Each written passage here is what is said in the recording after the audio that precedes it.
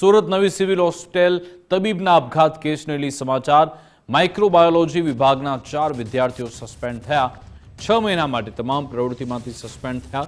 Hospital હોસ્ટેલમાં પ્રવૃત્તિમાંથી પ્રતિબંધ મુકાયો। તમામ ટીચિંગ એક્ટિવિટીમાંથી પણ સસ્પેન્ડ કરાયા। ડોક્ટર નિરાવિલ વસાવે, ડોક્ટર અનુજ મહેશ્વરીને સસ્પેન્ડ કરાયા। ડોક્ટર દીક્ષિતા ધેવરિયા, ડોક્ટર હિના ભૂતને પણ સસ્પેન્ડ કરાયા। હોસ્ટેલમાંથી પણ નીકળી જવા માટે સૂચના અપાઈ।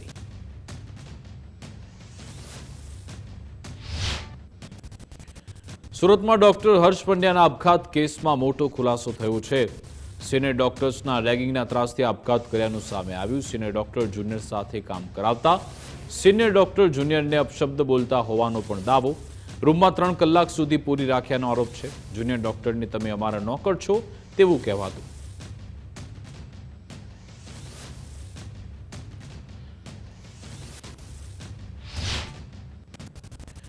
સુરત સિવિલ તબીબ આપઘાત બાબતે એક બાદ એક ખુલાસા થઈ રહ્યા છે, ત્યારે હવે સુપ્રિન્ટેન્ડન્ટ અને ડીન દ્વારા સત્તાવાર નિવેદન। 4 સિનિયર ડોક્ટર દ્વારા રેગિંગ કરાતું। 4 આરોપી ડોક્ટરો 6 મહિના માટે સસ્પેન્ડ। હોસ્પિટલ અને હોસ્ટેલ ખાલી કરવા કડક આદેશ કરવામાં આવ્યો। તમામ આરોપી સામે પોલીસ ફરિયાદ થશે। હોસ્પિટલ મેનેજમેન્ટ દ્વારા પોલીસ સ્ટેશનમાં એફઆઈઆર થશે। માનસિક ત્રાસ અને વર્બલ એબ્યુઝ પુરવાર થયું। એન્ટી રેગિંગ સ્ક્વોડની બેઠકમાં નિર્ણય લેવાયો। રેગિંગ કમિટીના હાજર તમામ સભ્યો દ્વારા જે બાબત હતી એમાં આ ફિઝિકલ એબ્યુઝ અને એના કારણે આ જે અપમૃત્યુ થયું એને સાંકળી શકાય એવા કોઈ નક્કર પુરાવા ન જોતા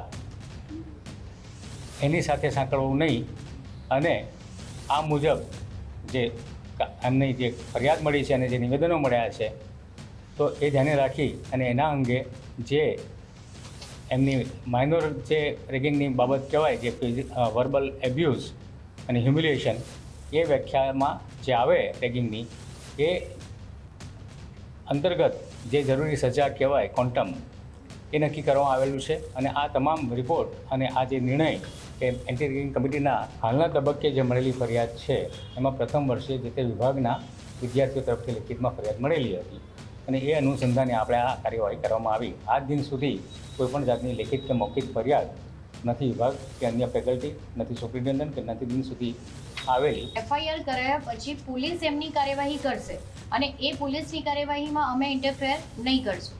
અમારે જે કાર્યવાહી કરવાની હતી, ફર્સ્ટ એન્ટી રેગિંગ સ્ક્વેડે લગભગ 100 લોકોના કાલે નિવેદન લીધા। પહેલાં 3 કલાક સ્ક્વેડે લીધા, પછી એન્ટી રેગિંગ કમિટીમાં આવ્યું। એન્ટી રેગિંગ કમિટીની મિટિંગ 2 થી 2.5 કલાક ચાલી। એના પછી એ છેલ્લે કોલેજ કાઉન્સિલ મિટિંગ આવી, એને બહાલી મળી। એટલે અમારે જે એનએમસીના નિયમ પ્રમાણે પહેલું સ્ટેપ છે સસ્પેન્શન, ડીબારિંગ, એના પછી ટર્મિનેશન, એના પછી હંમેશા માટે રિસ્ટ્રિકેશન, એના પછી કાઉન્સિલમાં રિસ્ટ્રિકેશન। આ બધા વેરિયસ સ્ટેપ્સ છે જે વેબસાઇટ ઉપર બી છે કે એનએમસીએ આ 5 સ્ટેજ આપેલી છે। કારણ કે આ કેસમાં ખાલી વર્બલ એબ્યુઝ હતું, એટલે બોલાચાલી અને એટલો ની વાત હતી વર્બલ, તો એટલે આપણે એને સસ્પેન્શન આપ્યું છે। સુરત ખાતે અભ્યાસ કરતા મોડાસાના મેડિકલના વિદ્યાર્થી હર્ષ પંડ્યાની આત્મહત્યાના મામલે રાજ્યભરમાં ભારે ચકચાર મચી। મૃતક વિદ્યાર્થીનો નશ્વર દેહ સુરતથી તેના માદરે વતન મોડાસા ખાતે લાવવામાં આવ્યો। ભારે શોક અને ગમગીન માહોલમાં તેની અંતિમ યાત્રા કઢાઈ। આ દુઃખદ ઘટનાને પગલે પરિવારજનો અને સામાજિક અગ્રણીઓમાં શોકનો માહોલ છે। પરિવારજનોએ વિદ્યાર્થી પર ઓવર રેગિંગ કરવામાં આવ્યાનો ગંભીર આક્ષેપ કર્યો। શિક્ષણ સંસ્થાઓમાં રેગિંગ વિરોધી કાયદાનો વાસ્તવિક અને કડક અમલ કરાવવા ઉચ્ચ સ્તરીય તપાસની માંગ કરી છે। અમે અમારો ભાણેજ ગુમાવ્યો છે, અમારો દીકરો ગુમાવ્યો છે। સરકારશ્રીના કાયદા મુજબ જ્યારે કોઈપણ પ્રકારના રેગિંગ ઉપર કોઈપણ અંકુશ નથી આ સરકારનો। અમે દાવા સાથે કહીએ છીએ, જે અત્યારે આપ જોઈ રહ્યા છો, તો મારી સરકારને એટલી વિનંતી છે કે કાયદાને કડક બનાવો। જે લોકોએ આ કૃત્ય ઇનડાયરેક્ટલી રીતે કર્યું છે, પ્રત્યક્ષ રીતે ઘણા બધા અમને ત્યાં પણ અમે ગયા સુરત, ત્યાં પણ અમને એવું જાણવા મળ્યું કે અહીંયા રેગિંગનો ખૂબ ત્રાસ છે। જુનિયરો મારફતે પણ જાણવા મળ્યું છે। ફરીથી આપને વિનંતી કરીએ છીએ, અમે સરકાર માય બાપ છો આપ, તો આ વિષય ઉપર ખૂબ ગંભીર રીતે નિર્ણયો લેવામાં આવે। તો જ્યારે આવા પગલાં ભરતા હોય વિદ્યાર્થી અને જે કાયદાના દાયરામાં જે વસ્તુ આવતી હોય છે એ ક્યારેક સુસાઇડ કરતા હોય છે, કાયદાના દાયરામાં આવતું હોય। આ કાયદાના દાયરામાં સુસાઇડ પોતે જ કર્યું છે તેવું સાબિત થાય, પરંતુ એના સિનિયર વિદ્યાર્થીઓ દ્વારા ઇમોશનલી અને બ્લેકમેલ કરીને વધુ પડતું એકદમ ઓવર રેગિંગ કરવામાં આવે ત્યારે આવા પગલાં ભરતા હોય છે. તો આ વિષય પર સરકાર પૂરતું ધ્યાન આપે, આવા વિષયો ત્યાંની જે મેનેજમેન્ટ કમિટી છે એ મેનેજમેન્ટ કમિટી આવા ઓવર રેગિંગ ન થાય તેનું પણ ધ્યાન આપે. સુરતમાં ડોક્ટરના આપઘાત મુદ્દે મૃતકના પિતાએ નિવેદન આપ્યું. મૃતક તબીબના પિતા ડોક્ટર સુભાષભાઈ પંડ્યાનો આક્ષેપ, રેગિંગ દરેક કોલેજમાં ચાલતું હોય છે. એન્ટી રેગિંગ કાયદો અમલમાં છે. કાયદો છે પણ કાયદાનો અમલ થતો નથી. મેડિકલ કોલેજમાં કાયદાનું પાલન થાય તે જરૂરી. કાયદાનો વાસ્તવિકતામાં અમલ થવો જોઈએ. કાયદાની અસરકારક અમલવારી ન થાય તો નકામું. કોલેજોમાં રેગિંગની સિસ્ટમ પાછલા બારણે ચાલુ છે. કાયદો તો ખરેખર અમલમાં છે જ, પણ એની વાસ્તવિકતા અમલમાં કેટલી થાય છે એ બહુ અગત્યની વસ્તુઓ છે. કારણ કે વર્ષોથી જોતા આવ્યા છે, અમે તો આ પીજીમાં અભ્યાસ કરીને ડૉક્ટર બન્યા છીએ, એટલે રેગિંગની જે સિસ્ટમ છે એ મોટાભાગે દરેક કોલેજોમાં ચાલતી હોય છે. એટલે જો એનો કાયદો ખરેખર વાસ્તવિકતામાં અમલ કરવામાં આવે તો જ આ વસ્તુ અટકી શકે એમ છે. બાકી ભવિષ્યમાં આવા કાયદા ગમે તે આવે, પણ જો એની વાસ્તવિકતાનો અમલ નહીં થાય તો આ વાત અથવા તો કાયદાનો કોઈ અસરકારક અમલ થતો ના હોય તો એની કોઈ અસરકારતા રહેતી નથી. અને જે રેગિંગની સિસ્ટમ છે એ પાછલા બારણે તો ચાલુ જ હોય છે. અને ખરેખર જે સિનિયરો અને જુનિયરોના જે પ્રશ્નો હોય છે રેગિંગના, એ ખરેખર ચાલતા હોય છે. પ્રેસિડેન્ટ ડોક્ટર આપઘાત મુદ્દે આરોગ્ય મંત્રીએ નિવેદન આપ્યું. રેગિંગની ઘટનાને પગલે તપાસના આદેશ આપ્યા. સમગ્ર મામલાની તપાસ માટે એક કમિટીનું ગઠન થયું. મૃતકના પરિવારને ન્યાય મળે તેવી કાર્યવાહી થઈ. 80થી વધુ ડોક્ટર્સના નિવેદન લેવાયા. 4 સિનિયર ડોક્ટરને સસ્પેન્ડ કરાયા. એચઓડી સહિતના પ્રોફેસરની નોટિસ ફટકારાઈ. ડોક્ટર પેનલ અને ફોરેન્સિક પીએમની સૂચના, સિનિયર જુનિયરને હેરાન ન કરે તે જરૂરી. સરકાર મૃતક ડોક્ટરના પરિવારની સાથે છે. સિનિયર ડોક્ટરોને આરોગ્ય મંત્રી દ્વારા કડક ચેતવણી. આવું કરનાર સિનિયર ડોક્ટરોને લોકો ધિક્કારશે. મૃતક ડૉક્ટર મૃત્યુ પામ્યા છે, એમના સિનિયર આમને અવારનવાર ટોર્ચરિંગ કરતા હતા માનસિક રીતે. બીજી કોઈ મૃતકે કોઈ નોંધ લખી હોય કે કોઈ પત્ર લખ્યો એવું નથી.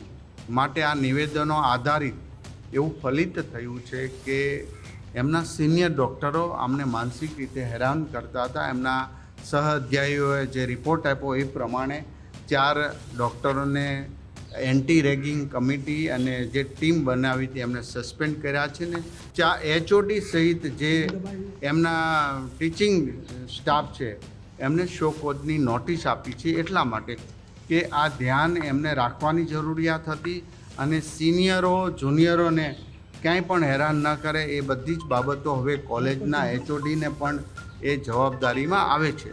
માટે એમને નોટિસ આપવામાં હતી. મૃતકના પિતા શ્રી જોડે મેં કાલે 2 વાર વાત કરી હતી. એમને સાંત્વના પાઠવી હતી. એમને કહ્યું હતું કે સરકાર એક માનવતાવાદ સાથે તમારી સાથે છે, અમે તમારી સાથે. કંઈ ઘટતું હોય, કંઈ પ્રશ્ન હોય તો મેં મારો નંબર આપીને પણ એમને સાંત્વના આપી કે ડાયરેક્ટ તમે મારો સંપર્ક કરજો. એક પણ બાળક આત્મહત્યા ન કરવી જોઈએ અને કરી છે તો એ જવાબદારી પૂર્ણ એમને સ્વીકારવું પડશે. હું યુવાન ડૉક્ટર દીકરા દીકરીઓને વિનંતી કરું છું, તમે સિનિયર હો તો જુનિયરને જો હેરાન કરતા હોય તો આજથી બંધ થઈ જશો. તમારા જીવનની અંદર જો આવી કલંકિત રેગિંગ જેવી ઘટનાનું સર્ટિફિકેટ તમને ડૉક્ટરના સર્ટિફિકેટ સાથે મળશે તો એ સર્ટિફિકેટમાં ધૂળ પડી ગણાશે. વાત કરીશું દુષ્કર્મના દાનવ વિશે.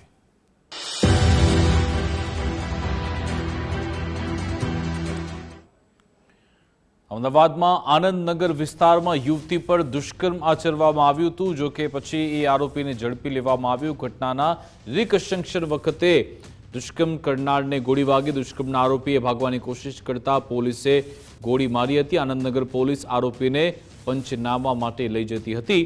હેબતપુરમાં પંચનામા દરમિયાન આરોપીએ ભાગવાની કોશિશ કરી. પોલીસ પર હુમલો કરી આરોપી ધર્મસિંહ ભાગવા જતો હતો. પોલીસે આરોપીને રોકવા અને સ્વ બચાવમાં પગમાં ગોળી મારી. આરોપીએ પોલીસ પર હુમલો કરતા એક પોલીસકર્મી ઇજાગ્રસ્ત પણ થયા. આરોપી પોલીસકર્મીની રિવોલ્વર છીનવા જતા ઝપાઝપી થઈ. ગોળી વાગ્યા બાદ દુષ્કર્મનો આરોપી પોલીસને કરગરવા લાગ્યો. એકવાર માફ કરી દો સાહેબ કહીને તે કરગરવા લાગ્યો હતો. કાલે આનંદનગર પોલીસ સ્ટેશન વિસ્તારમાં એક રેપના બનાવ બનેલો હતો. એમાં અમદાવાદ પોલીસની અને જુદા જુદા ટીમ બનાવીને આરોપી ધરમસિંહ રામશંકરસિંહની ગણતરીને કલાકોમાં ધરપકડ થઈ હતી. તે પછી એને મેડિકલ કરાવીને અને એને DNA સેમ્પલિંગ પર કરાવી દીધા હતા.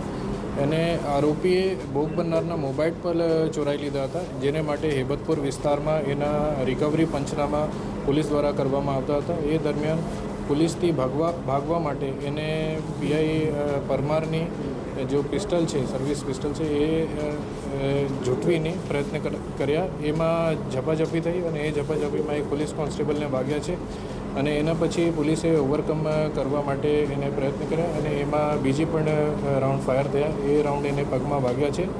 पोलीस कोन्स्टेबल अत्यारे स्टेबल है अने जो आरोपी है एनी पर सारवार चालू है અને એ પછી બોડકદેવ પોલીસ સ્ટેશનમાં 308 અટેમ્પ્ટ ટુ કલ્પેબલ હોમિસાઇડની આગળની એફઆઈઆરની કામગીરી અત્યારે ચાલુ છે. અમદાવાદમાં આનંદનગરમાં યુવતી સાથે દુષ્કર્મ થયું. એ કિસ્સામાં ધર્મસિંહ વિરુદ્ધ બોડકદેવ પોલીસ સ્ટેશનમાં વધુ એક ફરિયાદ થઈ. પંચના સમયે પોલીસ જાપ્તામાંથી ભાગવાનો પ્રયાસ કર્યો હતો. ઝપાઝપી દરમિયાન પોલીસે 2 રાઉન્ડ ફાયરિંગ કર્યું. ફાયરિંગની ઘટનામાં આરોપી અને પોલીસકર્મી ઇજાગ્રસ્ત થયા. બોડકદેવ પોલીસ અને FSLની ટીમે ઘટના સ્થળ પર તપાસ કરી. FSLની ટીમે ઘટના સ્થળેથી જરૂરી પુરાવા અને સેમ્પલ લીધા. FSL રિપોર્ટ બાદ કાયદેસરની કાર્યવાહી હાથ ધરાશે. તપાસના કામે આરોપીને સાથે રાખી સદર જે હેબતપુર ક્રિકેટ ગ્રાઉન્ડ છે તેની જગ્યાએ બનાવવા માટે જે પંચનામું કરવા આવેલા, જે પંચનામા દરમિયાન આરોપી પોતાની કસ્ટડીમાંથી નાસી જવાનો પ્રયત્ન કરતા પોલીસ સાથે ઝપાઝપી દરમિયાન આરોપી તથા એક પોલીસ કોન્સ્ટેબલ વિરેન્દ્રસિંહને બનાવવાળી જગ્યાએ ઈજા થયેલ છે. જે બનાવનો ગુનો અત્યારે બોડકદેવ પોલીસ સ્ટેશનમાં દાખલ કરવામાં આવેલ છે અને એની તપાસ અમો ચલાવી રહ્યા છીએ. અમદાવાદમાં યુવતી પર દુષ્કર્મ કરનારને ગોળી વાગી. આરોપી તથા પોલીસકર્મીને સોલા સિવિલમાં લાવવામાં આવ્યા. પોલીસકર્મીને ખાનગી હોસ્પિટલમાં રિફર કરાયા. આરોપીના પગના પંજામાં ગોળી આરપાર થઈ ગઈ. આરોપીની હાલ ઓર્થોપેડિક વિભાગમાં સારવાર ચાલુ છે. રિકવરી આવ્યા બાદ આરોપીની સર્જરી કરવામાં આવશે. दोनों को गोली लगी थी. पुलिस कर्मी जो हैं उनको थाई में गोली लग के निकल गई और पुलिसकर्मी की कंडीशन स्टेबल थी और फिर रात में ही वो लोग उनको प्राइवेट में लेके गए. अभी पुलिसकर्मी हमारे यहाँ एडमिट नहीं हैं और जो एक्यूज्ड है उनको जो राइट फुट है उसमें गोली लगी थी. उनको भी गोली लग के निकल गई. वो भी गोली अंदर नहीं है, लेकिन वो गोली लगने की वजह से उनकी जो फुट के बोन्स हैं, मेटाटार्सल बोलते हैं हम लोग, वो फ्रैक्चर्ड हैं. तो रात को ड्रेसिंग और सब होने के बाद फिर अभी वो ऑर्थोपेडिक में एडमिट है और उनका ट्रीटमेंट चल रहा है और पेशेंट की फिटनेस जैसे हो जाएगी वैसे फिर उनकी सर्जरी प्लान करेंगे. અમદાવાદમાં દુષ્કર્મના આરોપી સામે બોડકદેવમાં ફરિયાદ થઈ. આનંદનગર પોલીસે દુષ્કર્મના આરોપીની ધરપકડ કરી હતી. પંચનામા સમયે આરોપી ધર્મસિંહે ભાગવાનો પ્રયાસ કર્યો. પીઆઈની રિવોલ્વર આંચકી આરોપી ભાગતા ઝપાઝપી થઈ. ઇજાગ્રસ્ત પોલીસકર્મીને સારવાર અર્થે હોસ્પિટલ ખસેડાયા. આરોપી પીડિતાનો મોબાઈલ ચોરી કર્યો. A1 સિક્યુરિટી સંચાલકો સામે કાર્યવાહી થશે. સિક્યુરિટી એજન્સીનું લાયસન્સ પણ રદ થશે. એ જો આરોપી હતા એ પોલીસથી બચવા માટે પીઆઈ આનંદનગર RS પરમારને સર્વિસ પિસ્ટલ છૂટવીના પ્રયત્ન કરતા હતા અને એ જ ઝપાઝપીમાં એક રાઉન્ડ ફાયર થયા, જેમાં પોલીસ કોન્સ્ટેબલ વિરેન્દ્રસિંહને સાથળના ભાગે વાગ્યા હતા અને એ પછી પોલીસે એને ઓવરકમ કરવા માટે પ્રયત્ન કર્યા હતા. એમાં બીજા રાઉન્ડ ઝપાઝપીમાં ફાયર થયા, જો એને પગમાં વાગ્યા હતા. એના તરત જ પીઆઈ RS પરમાર એ સોલા સિવિલમાં લઈ ગયા હતા બંનેને અને જો પોલીસ કોન્સ્ટેબલ છે એ સ્ટેબલ છે અને જો આરોપી છે એ પણ અત્યારે સ્ટેબલ છે. તે પછી બોડકદેવ પોલીસ સ્ટેશન વિસ્તારમાં એના ફરિયાદ નોંધવામાં આવે છે, જેમાં કલમ BNS 110 attempt to culpable homicide, 1212 public servant ઉપર ગંભીર ઈજા અને 262 ઓબ્સ્ટ્રક્શન ઇન લોફુલ કસ્ટડી એના ગુના નોંધવામાં આવે છે. આ તરફ રાજ્યસભા સાંસદ ગોવિંદ ધોળકિયાના ડીપ ફેક વિડીયોથી ઠગાઈનો પ્રયાસ થયો. ડીપ ફેક વિડીયોથી ઠગાઈના કેસમાં સુરત સાયબર ક્રાઇમમાં ગુનો દાખલ થયો. સોશિયલ મીડિયા પર ઓલ્ડ કોઈન કંપનીના નામે આઈડી બનાવ્યું હતું. ફેક આઈડી બનાવી જૂના સિક્કા ઊંચા ભાવે ખરીદવાની ભ્રામક જાહેરાત, ગ્રાહકો પાસેથી પ્રોસેસિંગ ફીના નામે 1500 પડાવવાનો કારસો રચ્યો હતો. ગોવિંદભાઈ ધોળકિયાનો ડીપ ફેક વિડીયો બનાવી રૂપિયા પડાવવાનો કારસો હતો. એસઆરકે કંપનીના નિવૃત્ત ડીવાયએસપી આરજી જાડેજાએ ક્રોસ ચેક કરતા ભાંડો ફૂટ્યો. સાંસદના પીએસની સત્તાવાર ફરિયાદના આધારે તપાસના ચક્રો ગતિમાન થયા.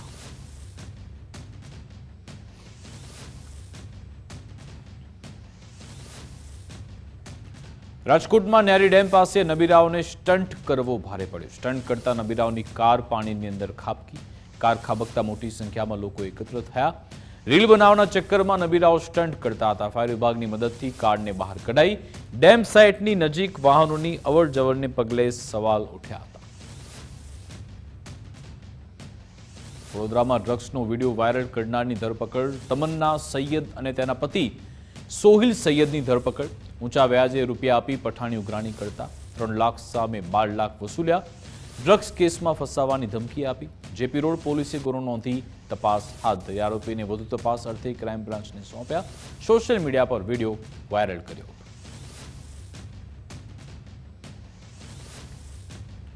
ખેડા જિલ્લાના કપડવંજ શહેરમાં ખોરાક અને ઔષધ્ય નિયમન તંત્ર દ્વારા કાર્યવાહી થઈ છે. કપડવંજના ધોળીકુઈ વિસ્તારમાં આવેલા એક દવાખાનામાં રતવાની દવાના નામે કોઈપણ પ્રકારના અધિકૃત પરવાના વિના ગેરકાયદેસર રીતે દવાનું ઉત્પાદન વેચાણ થતું હોવાનો પર્દાફાશ થયો. ઔષધ નિરીક્ષકની ટીમે દરોડા પાડી હજારોની સંખ્યામાં ખાલી બોટલ, લેબલ વગરની દવા અને વિટામિનના મોટા કન્ટેનર સહિત કુલ રૂપિયા 66,000થી વધુનો મુદ્દામાલ જપ્ત કર્યો. પ્રાથમિક તપાસમાં વિટામિનનું રીપેકિંગ કરી દર્દીઓને અપાતું હોવાનું બહાર આવ્યું. તંત્ર દ્વારા સેમ્પલ ટેસ્ટિંગ માટે મોકલી વધુ કાયદેસરની કાર્યવાહી કરાઈ છે.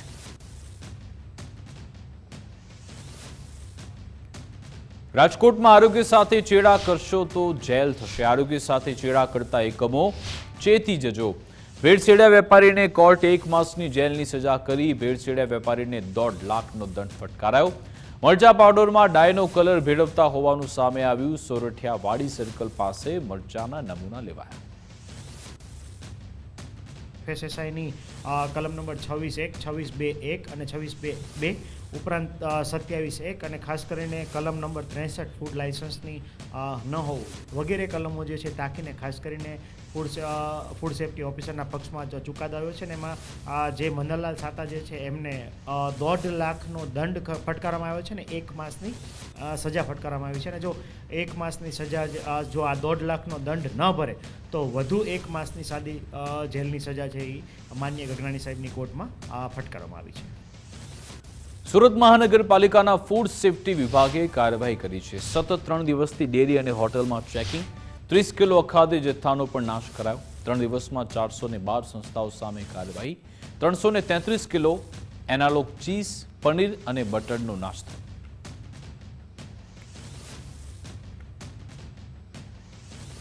બોટાદમાં ઢાંકડિયા રોડ પર એલસીબીની ટીમે દરોડા પાડ્યા હતા, જ્યાં દૂધમાં ભેળસેળ થતી હોવાની આશંકાએ તપાસ કરવામાં આવી હતી. શંકાસ્પદ પાવડર અને શંકાસ્પદ દૂધ મળી આવ્યું.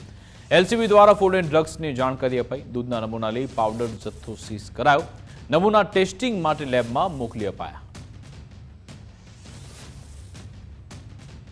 અમદાવાદમાં હીરાવાડીમાં ફૂડ વિભાગે મોટી કાર્યવાહી કરી. મિની ફૂડમાંથી 1500 કિલો લોલીપોપ મિક્સ ફ્લેવર જથ્થો જપ્ત થયો.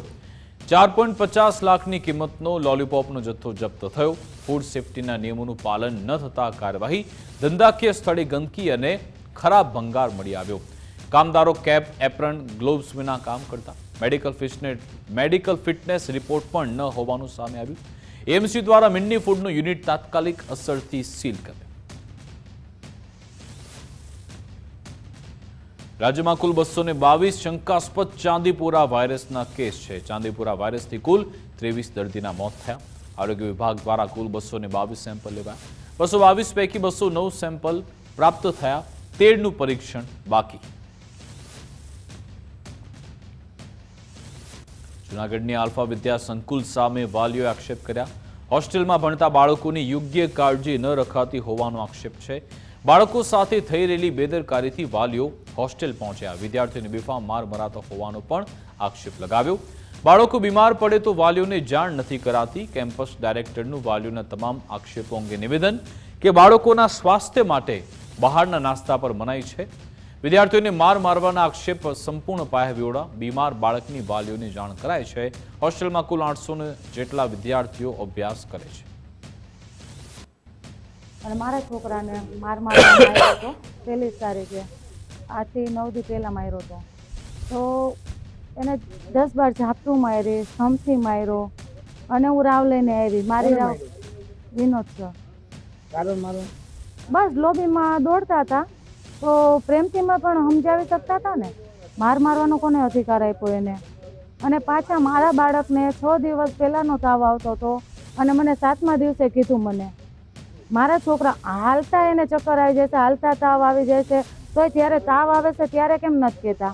આને એવો તાવ આવી ગયો કે એ કોમામાં આવવાની તૈયારીમાં હોવા છતાં ત્યાં સુધી મને જાણ ન કરી. બરાબર, આની પરિસ્થિતિ એકદમ બગડી ગઈ. પછી મને જાણ કરી શનિવારે રાત્રે 9 વાગે 1 તારીખે. હું રવિવારને 2 ઓગસ્ટે અહીં લેવા આવ્યો તો 10:30 થઈ ગયા હતા. મારા છોકરાને શું બોલવું, કેમ બેસવું કે કેમ ચાલવું એવી બિલકુલ ભાન નથી. હું રિક્ષામાં લઈને બહાર નીકળ્યો, મારો છોકરો રિક્ષામાં પડી ગયો હતો. પછી જુનાગઢમાં એક ડૉક્ટર પાસે ઇમરજન્સી સારવાર લેવડાવી.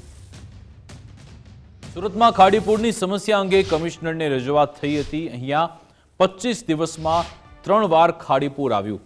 વોર્ડ નંબર 18ના કોર્પોરેટરે એસએમસી કમિશનરને રજૂઆત કરી. લિંબાયત અને પર્વત વિસ્તારમાં ખાડીએ તારાજી સર્જી.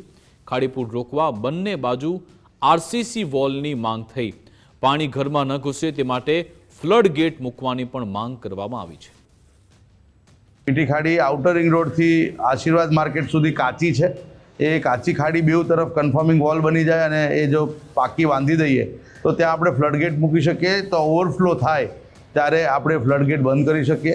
અને એ સિવાય ત્યાં નવા પમ્પિંગ સ્ટેશનો પણ બનાવીએ. તેથી જે ઓવરફ્લો થયેલું પાણી આપણે ફરી એ ખાડીમાં નાખીએ તો ત્યાંની જે સમસ્યા છે તે 80% જેવી 90% જેવી આપણે દૂર કરી શકીએ. વાવ-થરાદ જિલ્લામાં વરસાદ બાદ અનેક વિસ્તારોમાં લોકોની મુશ્કેલી વધી છે. ત્યારે વાવના મોરીખા ગામના ચિંતાજનક દ્રશ્યો સામે આવ્યા. ગામની નજીક આવેલ તળાવમાં વરસાદી પાણી ભરાયા બાદ રહેણાંક વિસ્તારો સુધી પાણી ફરી વળ્યા. વરસાદી પાણીનો નિકાલ ન થતાં સ્થાનિકો મુશ્કેલીમાં. 50થી 60 પરિવાર ગંદા પાણી વચ્ચે રહેવા મજબૂર. લાંબા સમય સુધી પાણી ભરાઈ રહેતા સ્થિતિ ગંભીર બની. પાણીમાં ઠેર ઠેર મૃત માછલીઓ પણ જોવા મળી. લોકોમાં રોગચાળો ફેલાવાની ભીતિ છે. અસહ્ય દુર્ગંધથી રોગચાળો ફાટી નીકળવાનો ભય સ્થાનિકોને સતાવી રહ્યો છે. જાહેર માર્ગો પર પણ પાણી ભરાતા રાહદારીઓને અવરજવરમાં મુશ્કેલી છે. તંત્રને અનેકવાર રજૂઆત કરી છતાં કોઈ ઉકેલ ન આવતા રોષ જોવા મળ્યો. છેલ્લા 7-8 વર્ષથી પાણી ભરાતા હોવાનો સ્થાનિકોનો દાવો છે. ગંદા પાણી અને મૃત માછલીઓનો તાત્કાલિક નિકાલ કરવા માંગ થઈ. સાથે દવાનો છંટકાવ કરવાની અને સફાઈ કામગીરીની લોકોએ ઉગ્ર માંગ કરી છે. નિશાળે ઊંઘવાના ઘરે આદો કે અમારે ખીચડ પડ્યું, ઢોરાને માછ ખાઈ જાય, કોઈ વિનંતી કરતા સરકાર નહીં. અમારે બાળકોને ભણવા મેળવાય કેવી રીતે મેળવા? દર વર્ષે પાણી આવે, ખેતરમાં પીવાનું પાણી નહીં, ઘરે આ પાણી આવે. અમારે કેટલી તકલીફ છે. આમાં માછલી અંદર મરી ગઈ, અમારે ઘરે રહેવરાતું નહીં. અમારે કેવી રીતે રહેવું? સરકાર પાણીનો કોઈ નિકાલ કરતો નહીં. આવું 7 વર્ષે પાણી આવે. દર વર્ષે જ્યારે પાણી આવ્યું ત્યારે અમે પાણી નિકાલની માંગ કરી, પણ આજ સુધી કોઈ એનો નિકાલ આવ્યો નથી. ગંદકી, માછલોની ગંદકી, સડતર બધું જૂનું કરીને રોગ ફાટી નીકળે એવું લાગે છે. છોકરોને તાવ, મલેરિયા એવું બધું પ્રશ્નો બને છે. આરોગ્યવાળા આવે, દવા નાખે, પણ એનો પાણીનો નિકાલ કોઈ બાજુથી થયો નથી. ઘરની પાછળ અડીને બધે પાણી, મકાનોને નજીક પાણી હાલમાં પડ્યું છે. લગભગ 10થી 12 વર્ષ સુધી આ સતત આવ્યું પાણી આ મોરીખામાં 50થી 70 ઘરોને હેરાન કરે. અત્યારે તળાવો બધા છલકાઈ ગયા, આખા ઘરમાં બધા રસ્તાઓ ભરપૂર થઈ ગયા, તો જવાનો રસ્તો નીકળતો નથી ને બાળકોને જો નિશાળે મોકલવા હોય તો ખૂબ પરેશાની ભોગવવી પડે છે. અને જે અત્યારે તળાવમાં એટલે ગઈ સાલના પાણીમાં માછલીઓ હતી, એ માછલીઓ આ પાણી નવું પાણી આપવાથી એટલો એનો નાશ થયો છે ને તે એટલી દુર્ગંધમાં છે. સાઈડોમાં બધે આખી વાડીઓ બીજોમાં બધી પાણી ખેંચાઈ ગયું છે અને કોઈ આનો ગંદવાડ થઈ છે અને કોઈ આનો નિકાલ માટેનો કોઈ સરકાર હજી સુધી કોઈ પ્રયત્ન કર્યો નથી. તો અમારે સૂચન ખાસ કરી સરકારને કે આ પાણીનો નિકાલ માટેનો ગમે તે કોઈ પણ વ્યવસ્થા કરે કે 50 થી 60 ઘરોમાં ભરપૂર જગ્યાએ આમ ગંદવાડ એકદમ ગંદુ પાણી પ્રવેશી ગયું. જામનગરથી ખબર છે કે જ્યાં શંકાસ્પદ ચાંદીપુરા વાયરસનો કહેર વર્તાયો છે. છેલ્લા 24 કલાકની અંદર વધુ 2 બાળકોના મોત થયા છે. કાલાવાડ અને ધ્રોલ પંથકના એક બાળ દર્દીનું મોત થયું છે. જિલ્લામાં કુલ શંકાસ્પદ બાળ મૃત્યુઆંક વધીને 8 ઉપર પહોંચ્યો છે. એક મહિનામાં કુલ 12 શંકાસ્પદ દર્દીઓ નોંધાયા છે. 12 પૈકી 8 બાળકોના મોત થતા ચિંતા વધી છે. હજી સુધી એક પણ બાળ દર્દીનો રિપોર્ટ પોઝિટિવ આવ્યો નથી. દાહોદમાં આદિવાસી દિવસની રેલીમાં બબાલનો મામલો સામે આવ્યો છે. ભરૂચના સાંસદ મનસુખ વસાવાની પ્રતિક્રિયા મામલે સામે આવી છે. આદિવાસીઓની સંસ્કૃતિના ગૌરવનો દિવસ છે. આવા કાર્યક્રમોમાં રાજકીય પાર્ટીના બેનરો લઈને આવે છે. આમ આદમી પાર્ટીના લોકોએ દાહોદમાં જે કર્યું તે યોગ્ય ન કહેવાય. મનસુખ વસાવા આવા લોકો કાર્યક્રમ બગાડવાનું કામ કરે છે તેવું તેમણે નિવેદન આપ્યું. સાથે જ તેમણે કહ્યું કે આદિવાસી દિવસ ઉપર ડીજે ન વગાડવું જોઈએ. આદિવાસી સંસ્કૃતિ પ્રમાણે ઢોલ નગારા શરણાઈ વગાડવી જોઈએ. હાલમાં કાર્યક્રમોમાં દારૂ પીને લોકો આવતા હોય છે. દાહોદમાં જે ઘટના ઘટી કે ડેડિયાપાડાના ઘટના ઘટી એમાં પણ આ જ રીતના થયું છે કે એક ડીજે પર ચડેલા યુવાન આમ આદમી પાર્ટીના નેતાઓનો બેનર લઈને કૂદતો હતો ને નીચે પડી ગયો, દેરથી મરી ગયો. એ મરી ગયા પછી પણ આ લોકો એનું મોતનું મહત્વ ના જાળ્યું અને ડીજે પર યુવાનો બધા નાચતા રહ્યા. તો કેટલું અજુગતું કેટલું ખોટું કહેવાય. તમારા માણસ આજે અકસ્માતમાં મરી જાય છે છતાં પણ એનું તમે માન સન્માન મોતનું જાળવતા નથી. એ રીતના દાહોદમાં પણ આ ખોટું ઘર્ષણ મેં જોયું તે પ્રકારે ઘર્ષણ ખોટું ઊભું થયું. એમાં ત્યાં પણ પોલીસ સાથે જે રીતના ઘર્ષણ કર્યું એ ખોટું કહેવાય. આજે પોલીસ કાયદોનો વ્યવસ્થા જાળવવા માટે આપણી વચ્ચે આવતી હોય છે. તો એને બંને વચ્ચે સમન્વયથી આવા કાર્યક્રમ ઉત્સાહથી બધાએ કહ્યું કે પોલીસમાં પણ મોટા ભાગના આદિવાસી સમાજના બધા યુવાનો હોય છે. તો એ ખોટા ઘર્ષણમાં આવ્યા કરતાં એક શાંતિથી આવા કાર્યક્રમો ઉત્સવ ઉજવાય એ રીતના આયોજકે ખાસ ધ્યાનમાં લેવું જોઈએ.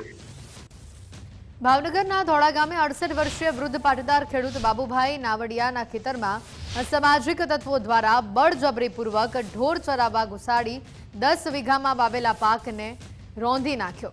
આશરે 3.5 લાખ રૂપિયાનું ભારે આર્થિક નુકસાન થવાની ઘટના સામે આવી છે. જેના પગલે પીડિત ખેડૂતની વેદના સાંભળીને પાટીદાર આગેવાન વિજયભાઈ માંગુકિયા ધોળા ગામે પહોંચ્યા હતા. જ્યાં તેમણે સમાજની સમરસતા જાળવવા અને ગામડાઓને જીવંત રાખવા માટે આવા લુખ્ખા તત્વો સામે કાયદાકીય કડક કાર્યવાહી કરવાની માંગ કરી હતી. ખેડૂતોને અસામાજિક તત્વો સામે નાની મોટી તમામ ફરિયાદો પોલીસમાં નોંધાવવાના શપથ લેવડાવી હિંમત આપી હતી અને આ મામલે પોલીસ તથા સરકાર પણ કડક પગલાં ભરવા કટિબદ્ધ હોવાનું જણાવ્યું હતું.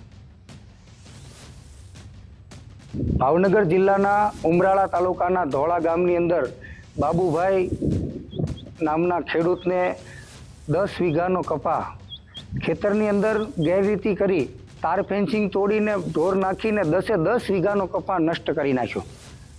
આ 10 વીઘાનો કપા જ્યારે ચારતો હતો ત્યારે એ ચારણને બાબુભાઈ ફોન કરીને જણાવે છે કે ભાઈ તું મારો ખેતરમાં કપા શું કામ છારે છો? તો કે મારે છારવા માટે અત્યારે વ્યવસ્થા નથી ને તારો કપા શું થવા નથી દેવાનો. આગલા વર્ષે બાબુભાઈએ ગૌશાળાની અંદર બોચડવા ગૌશાળાની અંદર એના ખેતરની અંદર જાર કરીને આપી હતી. એટલા માટે આ કપાસ ચારી દેવામાં આવ્યો છે. રાગ દ્વેષ રાખીને ખેડૂતોને હેરાન કરવા, ખેતર પચાવી પાડવા માટે ખેડૂતોને હેરાન કરવા, ખેડૂતોને ભય ઊભો કરીને ગામની અંદર હેરાન કરવા, જેથી કરીને ખેડૂતો ગામ છોડીને ભાગી જાય, આવું વાતાવરણ ઊભું કરીને ખેડૂતોને હેરાન કરવામાં આવશે. તો અમે સુરતથી અમારી ટીમ કટિબદ્ધ છે.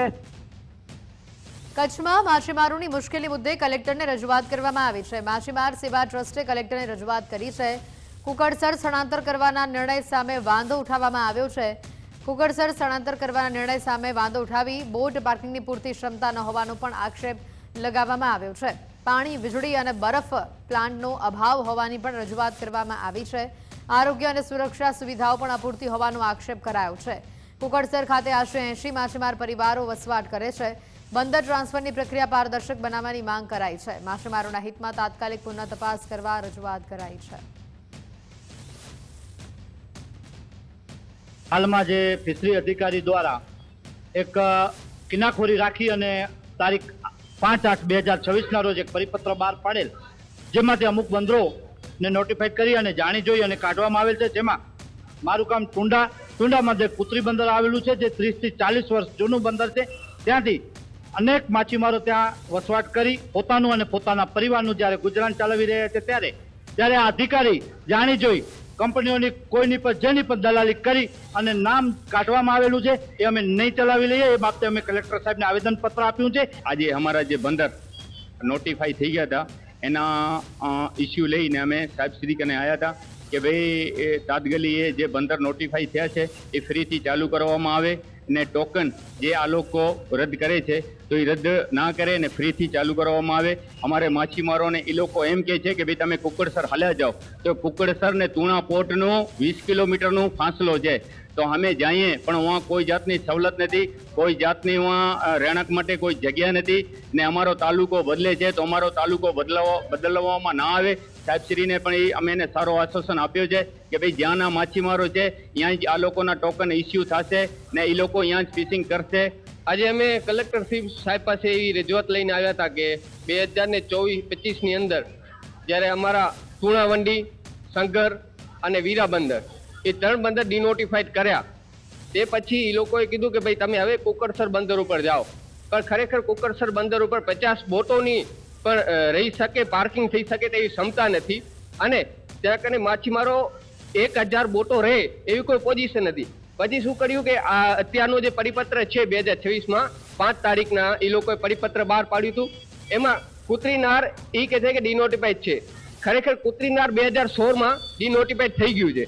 તો જ્યારે કુતરીનાર 2016માં ડિનોટિફાઈડ થઈ ગયું છે તો જ્યારે તુણાવંડી તકડા બંદર એ જ્યારે ડિનોટિફાઈડ કર્યા ત્યારે એ લોકોના કોલ ટ્રાન્સફર માટે કુતરીનારનું ટોકન કેમ નાખવામાં આવ્યું? પંચમહાલ કાલોલ નગરપાલિકાના પેન્શનર કર્મચારીઓ આંદોલન પર છે. પગાર સહિતની વિવિધ માંગણીઓ મુદ્દે પ્રતિક ઉપવાસ પર તેઓ ઉતર્યા છે. 42 પેન્શનરોને તફાવત રકમ ચૂકવાઈ નથી.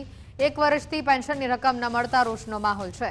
પેન્શનરોની આર્થિક સ્થિતિ કફોડી બનતા તેમની મુશ્કેલીઓ સતત વધતી જોવા મળી રહી છે. નગરપાલિકાની ખરાબ આર્થિક સ્થિતિ જણાવી 1 મહિનાનું પેન્શન રિલીઝ કર્યાની પણ માહિતી આપી છે. લોન મંજૂર થયા બાદ બાકી ચૂકવણું કરવામાં આવશે તેવી હાલ તેઓને બાંહેધરી અપાઈ છે. હાલ અત્યારે છેલ્લે પછી ત્યારબાદ તો જુલાઈ 2019થી અમારું મોંઘવારી ભથ્થું જે સરકારે વધાર્યું હતું એ બી ચૂકવ્યું નથી. અમારી વર્ષો જૂની છઠ્ઠા પગાર બંધની માંગણી છે એ બી સંતોષી નથી. ખોટા બોના કાઢીને અમને ગોળ ફેરવવાની વાત કરે છે અને માનસિક રીતે ત્રાસ આપે છે. અમારા જે કર્મચારીઓ છે 42 કર્મચારીઓ પૈકી કેટલા તો એવા છે કે જેમની પરિસ્થિતિ બરાબર છે નહીં, ભરણ પોષણ કરવું બી મુશ્કેલ પડે એવું છે. મારે જે આ પેન્શન ઉપર ઘર ચાલતું હતું અને બધું જ ચાલતું હતું એના અત્યારે મળતું નથી. 13 મહિનાનો પગાર નથી મળતો તો હું મારું ભરણ પોષણ કેવી રીતના પૂરું કરું એવી મારી વિનંતી છે કે અમને પેન્શન પૂરું આપે અને દર તહેવારો આવ્યા છે બધાય અને 1 થી 10 તારીખ સુધીની અમારો દર મહિને પગાર મળી જાય એવી વિનંતી છે સરકારને. આ 13મો મહિનો રનિંગ છે તો પેન્શન મળતું નથી તો અમારે ઘર ગુજારણ કેવી રીતે ચલાવવું સાહેબ? એટલે આટલી વિનંતી છે કે એમ જલ્દી એમ પેન્શન કરે અને દર મહિને પેન્શન રનિંગ કરે એવું કરે સાહેબ. પેન્શન લેટ થયું છે એ આર્થિક પરિસ્થિતિનો બીજા વિકલ્પ તરીકે નગરપાલિકાએ શ્રીનિધિની લોનની માંગણી કરી હતી તે સમયે, પરંતુ એક ક્વેરી આવી અને એની પૂરતા કરી અને આજે આપણે નગરપાલિકા દરખાસ્ત કરી દેશે એટલે શ્રીનિધિની લોન મંજૂર થયેથી આપણે એ લોકોને પેન્શન અને કર્મચારીઓ રેગ્યુલર પગાર કરી શકીએ. નગરપાલિકાની જે આર્થિક પરિસ્થિતિ જે રૂટીન હોય છે એના કરતાં નગરપાલિકાના ખર્ચાને એનું બેલેન્સ જે હોય એ અત્યાર સુધી ચાલી રહ્યું હતું, પરંતુ આવક કે અન્ય ખર્ચા એ બધું જોતાં સમયસર પેન્શન આપણે ચૂકવી શક્યા નહીં. આ નગરપાલિકા ઉપર પેન્શનનું ભારણ નગરપાલિકા ઉપર આવે. જૂનાગઢના કેશોદમાં બેફામ પેટ્રોલ પંપ સંચાલકો સામે ફરિયાદ કરાઈ છે. પેટ્રોલ પંપ નજીક ડિવાઈડર તોડવા બાબતે ફરિયાદ નોંધાઈ છે. હાઈવે એજન્સીએ પેટ્રોલ પંપ માલિકો સામે ફરિયાદ નોંધાવી છે. ડિવાઈડર તોડીને કટ પાડતા અકસ્માત સર્જાયો હતો. અકસ્માતમાં પતિ પત્નીના મોત નિપજ્યા હતા. ડિવાઈડર તોડી 50,000 નુકસાન પહોંચાડવા બદલ ફરિયાદ કરાઈ છે.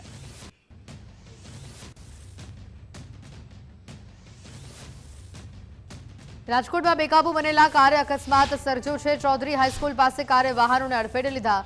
ટુ વ્હીલરને ટક્કર મારી કાર બીજી કાર સાથે અથડાઈ હતી. અકસ્માતમાં ટુ વ્હીલર ચાલકને સામાન્ય ઈજા પહોંચી. સમગ્ર ઘટનાના સીસીટીવી ફૂટેજ પણ સામે આવ્યા છે.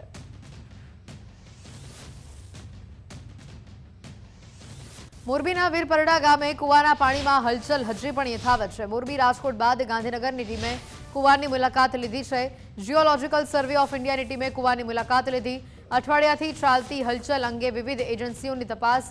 લોકો કુતૂહલવશ આ ઘટના સ્થળની મુલાકાત લઈ રહ્યા છે. અમદાવાદથી આવી રહ્યા છે. અમે જતા હતા આમરણ ગામ, ત્યાં જોયું કે વીરપડા ગામ આગળ કૂવામાં પાણી વેવ્સ આવી રહ્યા છે. એમાં સોશિયલ મીડિયામાં ને એમાં તો જોતા જતા તો અમને એવું થયું કે રિયલ લાઈફ એક્સપિરિયન્સ બી અમે કરી લઈએ. તો રસ્તા પરથી જતા ત્યાં અમે જોયું કે પાણી સાચે જે સોશિયલ મીડિયામાં બતાવે છે એવી રીતે જ અહીંયા પાણી વેવ્સ આવી રહ્યા છે કૂવામાં. તો અમે બસ એ જોવા આવી ગયા. ના, આવી રીતે અમે પહેલી વાર જોયું. અત્યારે બહુ એમ તો કૂવા જોયેલા છે, પણ આવી રીતે પાણી હલતું એ તો ફર્સ્ટ ટાઈમ જ જોયું છે. તો એ અલગ જ છે એકદમ. સુરતની સાણ શુગરની ચૂંટણીનું કાલે પરિણામ આવશે. ખેડૂતોની જીવાદોરી સમાન ફેક્ટરીનું કાલે ચિત્ર સ્પષ્ટ થશે. વર્તમાન અને પૂર્વ પ્રમુખની પેનલો વચ્ચે સીધો સંગ્રામ છે. કેતન પટેલ અને રાકેશ પટેલે પોતાની પેનલો મેદાન ઉતારી છે. જીતના દાવાઓ કરતા દાવેદારો અને ઉમેદવારોનું ભાવિ નક્કી થશે.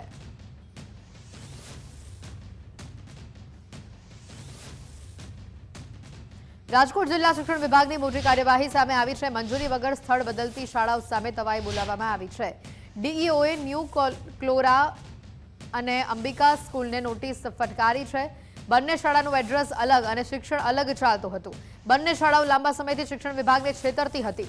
ન્યૂ ફ્લોરા સ્કૂલ પાસે ફાયર એનઓસી અને બીયુ પરમિશન પણ ન હતી. મનપાએ સીલ કરતા મંજૂરી વગર જગ્યા ફેરવી દીધી. ખાદ્યતેલના ભાવમાં તહેવાર પહેલા જ વધારો થયો છે. સિંગતેલના ડબ્બે 35 રૂપિયા અને કપાસિયામાં ડબ્બે 30 રૂપિયાનો વધારો થયો છે. સિંગતેલના ડબ્બાનો ભાવ 2925 પર પહોંચી ગયો છે.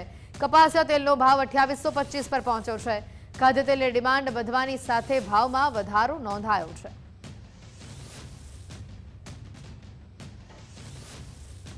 રાજકોટ જિલ્લાના જેતપુરમાં રખડતા ઢોરના ત્રાસથી સ્થાનિકો પરેશાન થયા છે. જેતપુર શહેરના મુખ્ય માર્ગો અને વિસ્તારોમાં રસ્તાઓ વચ્ચે જ ઢોર અડીંગો જમાવીને બેસતા લોકો ત્રાહિમામ પોકાર ઉઠ્યા છે, જેના કારણે ભારે ટ્રાફિક જામ થવા લાગ્યો છે. વાહન ચાલકો અને રાહદારીઓ અકસ્માતના ભોગ બનીને ઇજાગ્રસ્ત થઈ રહ્યા છે. તેવામાં આખલાઓ આમને સામને બાખડતા પાર્ક કરેલા વાહનો અને દુકાનોમાં પણ નુકસાન થવાની ભીતિ સેવાઈ રહી છે. ત્યારે તંત્રની ઘોર ઉદાસીનતા સામે સ્થાનિક નાગરિકોમાં ભારે આક્રોશ વ્યાપ્યો છે. પાલિકા તંત્ર તાત્કાલિક ધોરણે રખડતા ઢોરોને રસ્તા પરથી હટાવીને પકડી લે તેવી માંગ ઉઠી છે. અરે અવારનવાર અહીંયા બાંધતા જ હોય છે ઢોર. અહીંયા વાહનોને તકલીફ પડે, રાહદારીઓને બધા વાહન પડ્યા હોય એને તકલીફ પડતી હોય છે. બીજા નંબરમાં દુકાનો ભરવાને પણ ત્રાસ છે. મુશ્કેલી કેટલી બરાબર એનું નક્કી જ નહીં. મુશ્કેલીમાં વાહનને તોડફોડ થઈ જાય. વાહન પછાડ્યા આ છે એમાં ભાંગતૂટ થાય. દુકાનોમાં કરી જાય. અમુક આ ફ્રૂટની દુકાન છે એમાં ઢોર ભટકાય એટલે બધું ફ્રૂટ રેલમ ઝેલમ થઈ જાય.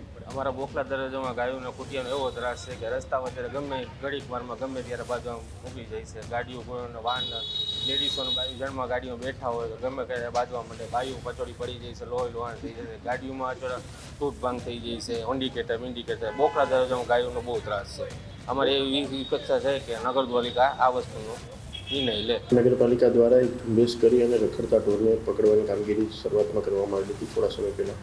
ત્યારબાદ નગરપાલિકા દ્વારા જે રખડતા ઢોર મૂકવાની કાર્યવાહી કરવાની થાય છે. સરકારશ્રીની ગૌમાતા પોષણ યોજના અંતર્ગત જે ગૌશાળાઓ સહાય મેળવતી હોય છે ત્યાં મૂકવાના થાય છે. ત્યાં જે તે સમયે નગરપાલિકા દ્વારા ઢોર પકડવામાં આવેલા હતા એ તમામને ત્યાં ડ્રોપ કરવામાં આવેલા હતા. વધારેમાં તે ગૌમાતા પોષણ યોજના અંતર્ગત જે સહાય મેળવે છે તમામ ગૌશાળાઓ ફૂલ થઈ ગઈ હોય એટલા માટે થઈને ત્યાર પછી નગરપાલિકા દ્વારા અન્ય વ્યવસ્થા કરવામાં આવી હતી. અત્યારે હાલ જે પરિસ્થિતિ છે તે ધ્યાને લઈ નગરપાલિકા દ્વારા ફરી ઝુંબેશની કાર્યવાહી શરૂ કરવામાં આવશે. ગણદેવી ખાંડ સહકારી મંડળીમાં છેલ્લા 5 વર્ષથી ચાલી આવતા હાઈકોર્ટ કમિટીના વહીવટ બાદ યોજાયેલી ચૂંટણીમાં 5800 ખેડૂત સભાસદોએ મતદાન કર્યું. 16માંથી 11 બેઠકો પર સમન્વય પેનલને ભવ્ય વિજય મળ્યો છે, જેના પગલે ગણદેવી શુગર ફેક્ટરી ખાતે પ્રાંત અધિકારીની અધ્યક્ષતામાં યોજાયેલી ખાસ બેઠકમાં નવા ચેરમેન તરીકે અમિત પટેલ અને વાઇસ ચેરમેન તરીકે અલ્પેશ દેસાઈની બિનહરીફ વરણી પર મોહર મારવામાં આવી છે. 4 દાયકા સુધી સેવા આપનાર જયંતિ પટેલે નિવૃત્તિ અને કાનૂની ગૂંચવણો બાદ મંડળીના ₹100 કરોડથી વધુના ઇથેનોલ પ્રોજેક્ટ તેમજ સંસ્થાની પ્રગતિ પર વિશ્વાસ મૂકીને ખેડૂત સભાસદોએ આ નવી ટીમને નેતૃત્વ સોંપ્યું છે. સહકારી ખાંડ ઉદ્યોગ મંડળ લિમિટેડ ગણદેવીના વાઇસ ચેરમેનની ચૂંટણી માટે શ્રી અલ્પેશભાઈ ચંદુભાઈ દેસાઈનું નામની દરખાસ્ત શ્રી નિતેશકુમાર કલ્યાણજી પટેલ દ્વારા કરવામાં આવેલ હતી, જેને ટેકો શ્રી નટુભાઈ ધીરુભાઈ પટેલ દ્વારા આપવામાં આવ્યો છે. અન્ય કોઈ પણ દરખાસ્ત અત્રે રજૂ કરવામાં આવેલ નથી. તો શ્રી અલ્પેશભાઈ ચંદુભાઈ દેસાઈને પ્રથમ 2.5 વર્ષની મુદત માટે અથવા બીજી નિમણૂક ન થાય ત્યાં સુધીની મુદત માટે મંડળના વાઇસ ચેરમેન તરીકે બિનહરીફ ચૂંટાયેલા જાહેર. આજ રોજ સહકારી ખાંડ ઉદ્યોગ મંડળ ગણદેવીના પ્રમુખ ઉપપ્રમુખની વરણી હતી, જેની અંદર સર્વાનુમતે હું બિનહરીફ પ્રમુખ તરીકે ચૂંટાઈ આવ્યો છું. તેમજ મારી સાથે મારા ઉપપ્રમુખ તરીકે અલ્પેશભાઈ ચંદુભાઈ દેસાઈ બિનહરીફ એમની પણ વરણી થઈ છે. ખાંડ ઉદ્યોગ મંડળની અંદર કામો તો ખેડૂતોના જ કરવાના હોય છે અને ખેડૂતલક્ષી અભિગમ રાખીને ખેડૂતોના જે કંઈ નાના મોટા પ્રશ્નો હશે અમે હલ કરવાના પ્રયત્ન કરશું. અસંભવ એકમાત્ર શબ્દ છે ને એક ઈચ્છા શક્તિ હોય તો બધું જ સંભવ છે. આ કહેવતને સાર્થક સાબિત કરી છે બનાસકાંઠાના એક જીનિયસે. કેવી રીતે, હવે તે પણ જાણીએ.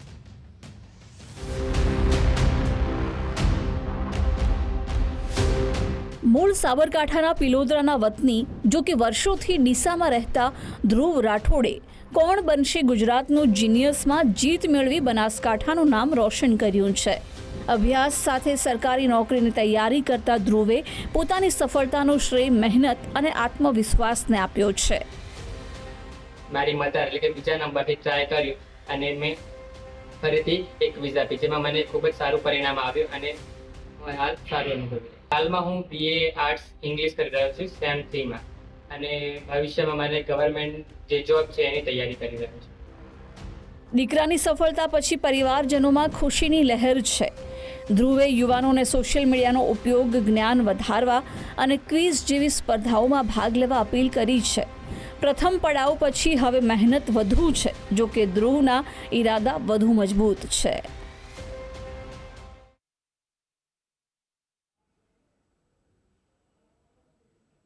સપનાઓ મોટા હોય તો દરેક તક સફળતાની સીડી બની જાય છે. જૂનાગઢના પાર્થ ગોસાઈએ આ કહેવતને કેવી રીતે સાચી સાબિત કરી તે પણ જુઓ.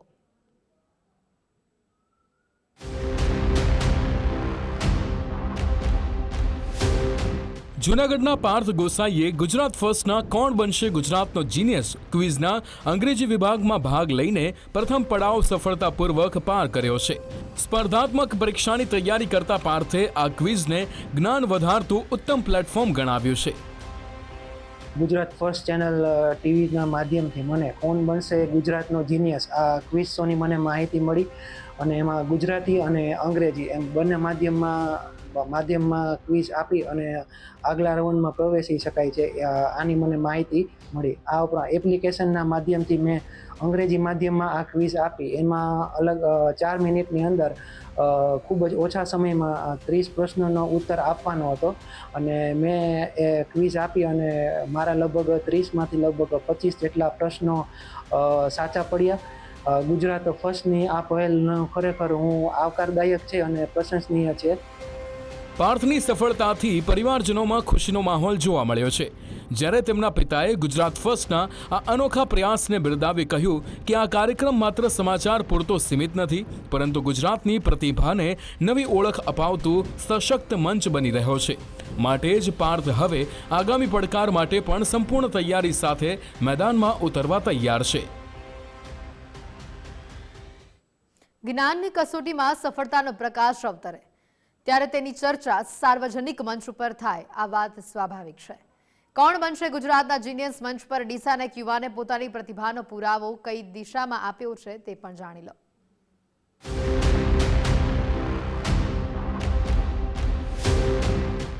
ડીસાના વાસણા ગોળિયા ગામના જિગ્નેશભાઈ સોલંકીએ કોણ બનશે ગુજરાતના જીનિયસ ક્વિઝમાં પોતાની બુદ્ધિ અને જ્ઞાનનો પરચો આપ્યો છે. 30માંથી 26 પ્રશ્નોના સાચા જવાબ આપી તેમણે ડિજિટલ દંગલનો પ્રથમ રાઉન્ડ પાર કર્યો છે. BCA સુધીનો અભ્યાસ કરેલા જિગ્નેશભાઈ હાલમાં ખાનગી કંપનીમાં નોકરી કરે છે અને બુદ્ધિ કૌશલ્યના જોરે જીવનમાં આગળ વધવાની ખેવના તેઓ રાખે છે. પહેલાં તો તમારો ખૂબ ખૂબ આભાર કે તમે અમારા ઘરે આવ્યા, તમે આ સર્ટિફિકેટ આપી એના બદલ અમને ખૂબ જ સારું લાગ્યું કે આવી ક્વિઝ આવી, ગુજરાત ફર્સ્ટે આપી એના માટે ગુજરાત ફર્સ્ટનો ખૂબ ખૂબ આભાર. 4 મિનિટમાં 30 પ્રશ્નોના જવાબ આપવાના હતા, તેમાંથી 26 સાચા પડ્યા મારા. ભવિષ્યમાં ઘણું બધું કરવા છે, ખેતી લાયક આગળ વધવું છે, ખેતી માટે જ વધવું છે આગળ. નોકરીની સાથે જિગ્નેશભાઈનું સપનું આધુનિક ખેતી તરફ આગળ વધવાનું છે. માતા પિતા ખેતી અને પશુપાલન સાથે જોડાયેલા હોવાથી પરિવાર પણ તેમની આ સફળતાથી ગૌરવ અનુભવી રહ્યો છે. પ્રથમ રાઉન્ડ સફળતાપૂર્વક પાર કર્યા બાદ તેમનું મનોબળ ઓર મજબૂત બીજા રાઉન્ડ માટે થયું છે.